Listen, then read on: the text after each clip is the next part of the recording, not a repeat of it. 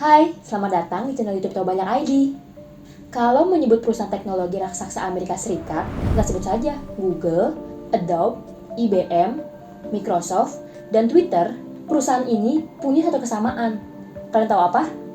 Perusahaan Amerika tersebut dipimpin oleh CEO yang lahir dan dibesarkan di negara India, guys. CEO Google Sundar Pichai, Satya Nadella, menjadi CEO Microsoft. Lalu, ada Arvind Krishna CEO IBM, Santanu menjabat CEO Adobe, dan yang terbaru, Parag Agrawal pada tahun 2021 naik jabatan menjadi CEO Twitter. Kalian harus tahu, orang-orang berasal dari India membentuk 1% dari total populasi Amerika Serikat. Namun, sekitar 6% tenaga kerja di pusat teknologi terbesar Amerika, yaitu Silicon Valley, adalah orang-orang yang berasal dari India. Muncul pertanyaan, mengapa begitu banyak CEO perusahaan teknologi besar di Amerika yang berasal dari India? Bagaimana kisahnya? Yuk kita simak dalam video kali ini.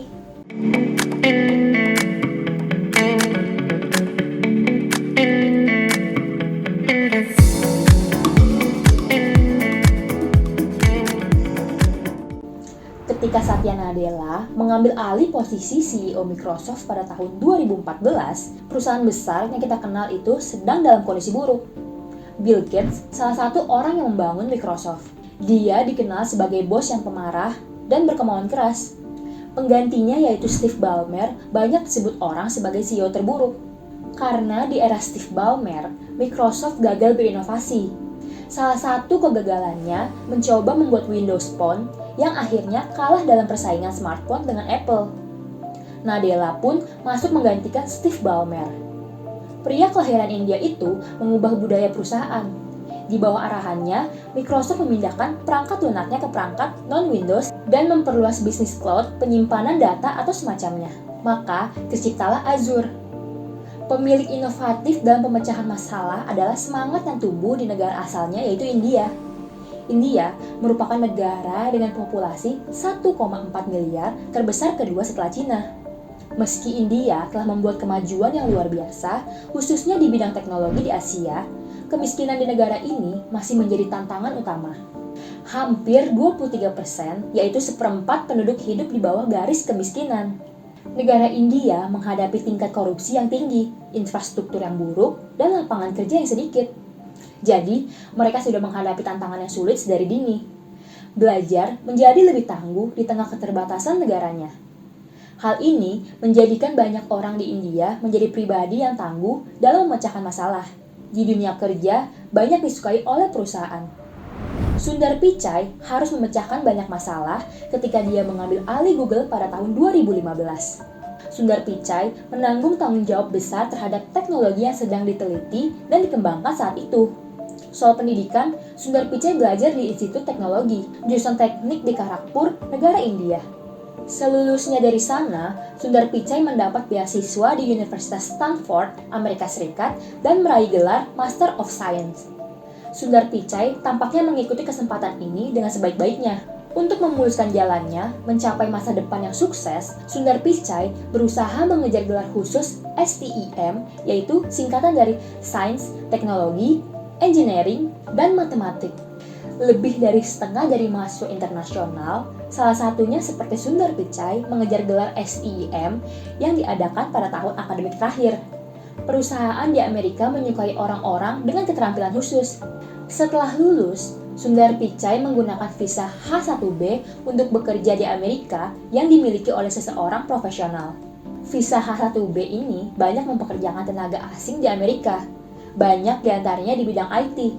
Pemerintah Amerika Serikat memberikan visa ini setidaknya 75% kepada orang India pada tahun 2020. Sebagai perbandingan, Cina sebesar 12% dan sisanya negara lain di dunia ini. Di India, industri teknologi memang mulai berkembang. Industri teknologi India berada di wilayah Bangalore, Chennai, dan Hyderabad. Ketiga wilayah ini disebut juga sebagai Silicon Valley-nya India. Tapi, para pekerja di sini cenderung ingin bekerja di luar negeri. Banyak pekerja di India fasih berbahasa Inggris. Ini merupakan keuntungan yang baik untuk bekerja di Barat.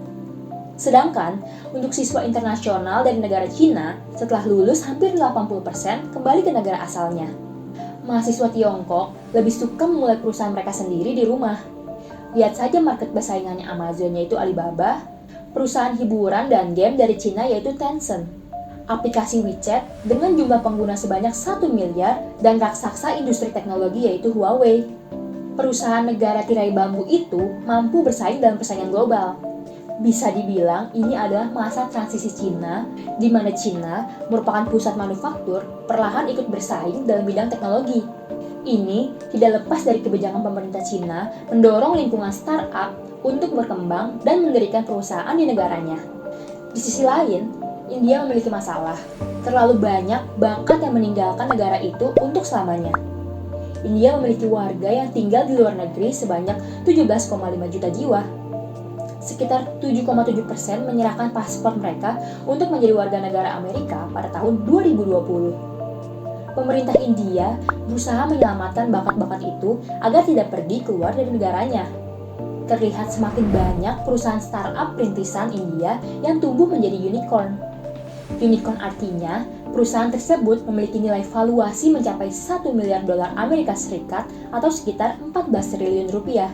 Pada tahun ke tahun, data menunjukkan bahwa startup India mulai berkembang hingga pada tahun 2021, India menciptakan 47 unicorn.